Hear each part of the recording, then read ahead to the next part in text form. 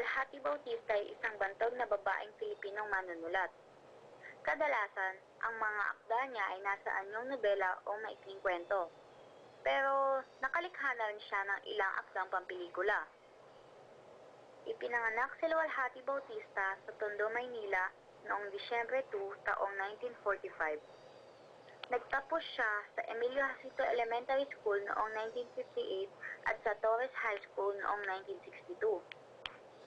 Naging journalism major siya sa Lyceum of the Philippines, ngunit nag-drop out bago man niya matapos ang kanyang unang taon. Siya rin ay kilala bilang isang fictionist. Ang ilang akda niya ay ang dekada 60, Bata-Bata Paano Ka Ginawa, at Gapo. Ilang beses na rin siyang nakatanggap ng prestihiyosong parangal, ang Palangka Awards. Siya rin ang nagsalin sa wikang Filipino ng akdang Aanhinin Yan. Si Naipan ay isa sa mga sikat na kapitbahayan. Hindi dahil sa mga karaniwang bagay na makikita sa kanya, pagsasayaw at pagbubukod tangi sa sarili sa larangan na politika o panitikan. Marahil ang kanyang talino sa pagsasangkap sa isang masarap na luto na sinangag ang kanyang naging tuntungan sa kawalang hanggan.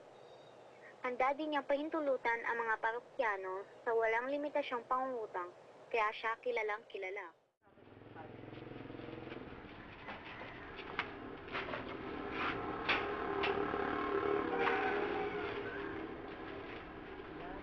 Thank you po.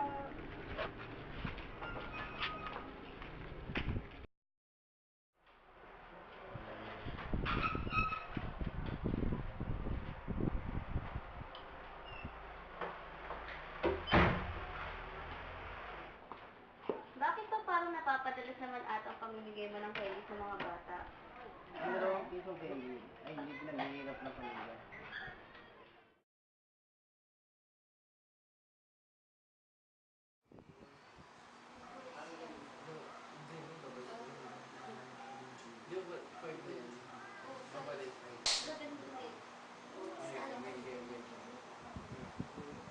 Ay, joke.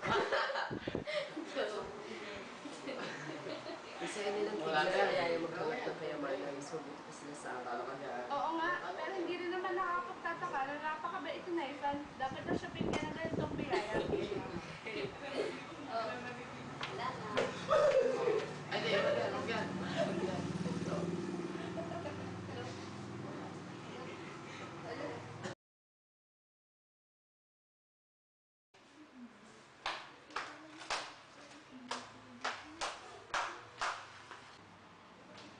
Naifan, O bakit? aalis muna ako para makapaglibang. Uuwi rin ako agad. O sige, mag-iingat ka at gabi na.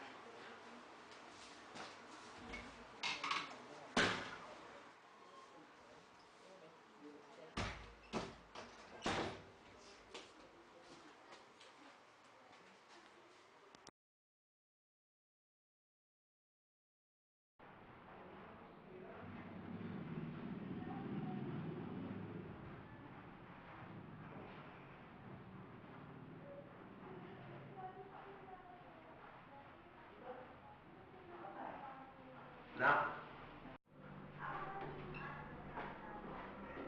Hindi lang kami muna ang kape mula sa sindahan ni Naipan. Marami siya maglagay ng gatas. Isipin mo nag-aalala siya ni Mami para doon.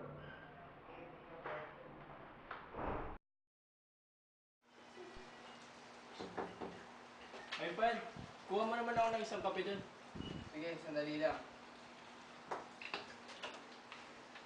Dapat sa gabi ka magbukas at magnegosyo. Madali kang yayaman. Mas masarap matulog kasi magpayaman na mabilis.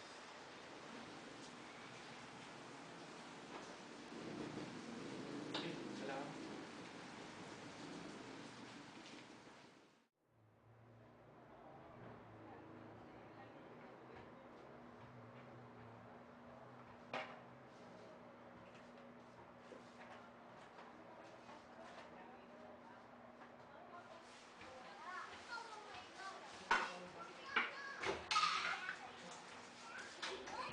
Anong may paglilingkod ko sa inyo, sir? Ilabas mo ang pera mo! Mukhang usang patayan dito. Bilis! Bibigay ko ang pera, pero hindi dahil sa tulad mo. Mukha kasing kailangan mo to. Baka buhay at kamatayan ang nakasalalay dito. Eto. Lahat ng pera mayroon ako. Kunin mo na at uwi mo na agad. Sino nakakalam? Siguro may sakit ng iyong ina. Siguro maraming araw na siya hindi nakakakain. Bilisan mo. Baka maraming tao naghihintay doon. Iniisip ko makapag-uwi ka ng pera o hindi. Marami ang buhay maraming nakadepende sa pag-uwi mo ng madalang pera. Hindi ko sasabihin sa mga police. Ang 500 na cash dyan. Kunin mo na. Bakit hindi mo kunin? Tignan mo to. Bakit kita lulukoyin?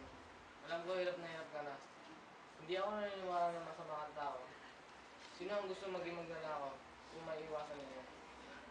Maaaring inatake yung mama at kailangan mo siyang alagaan.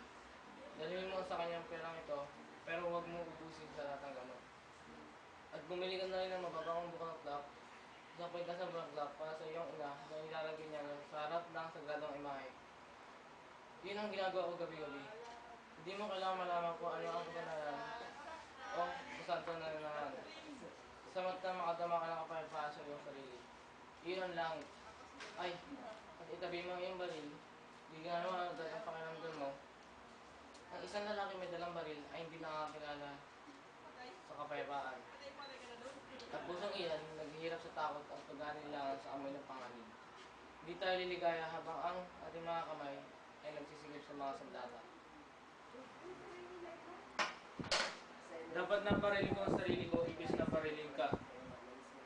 Huwag ka magsalita ng parang baliw. Hindi ito pagbibigay na ginagawa sa galit. Alam ko ang mga bilonggo na puno na, pero hindi sa mga pinunan. Isa kang lalaking tulad ko, tulad ng ibang lalaki. Kahit sinong lalaki, kahit isang ministro ay ganyan din ang gagawin ko kung desperado. Hindi pa kita nakita kailanman. At hindi pa ako nakita kailanman na gaya mong magsalita. Hindi ko nakukunin ang pera mo. Pero, tinabi ko na ang aking baril. Ngayon, uuwi na ako sa aking ina, katulad ng sinabi mo. Masama akong anak. Lahat ng perang ibinigay sa akin ng aking ina, inubos ko sa karera ng kabayo. Yung kakunting natirang pera, pinang-inom ko. Lahat ng tayo nagkakamali. Ano ba ang buhay kung magkakaroon ng eksperimento, nagkakamali at yung mga kamito? Hindi malas ang katawan ko. Alam mo? Dinig mo ba ang ubo ko? Natatakot akong meron akong TB. Yun ang dapat sa akin. Sa palagay ko, dahil meron akong ginawang masama, dapat talagang mamatay na ako agad. Hindi ako dapat mabuhay. Pasanin na ako sa mundo. Salamat at paalam. Hindi mo kailangan umalis agad. Dito ka muna sandali at mag-usap tayo. Gusto kita makilala. Saan ka nakatira? Ano ang mga hilig mo? Hindi ko alam kung saan ako pupunta ngayon. Saan ako maaaring pumunta.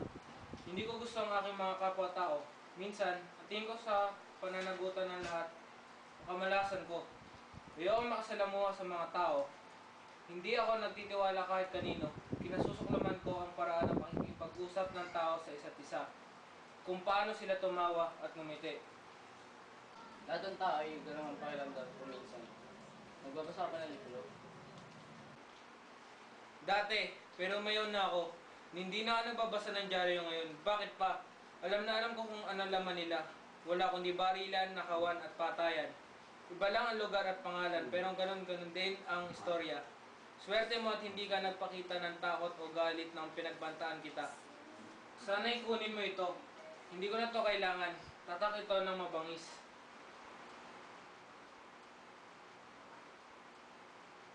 Babalik ako muli, pero wag mo na sa akin papakita ang aking baril. Paalam.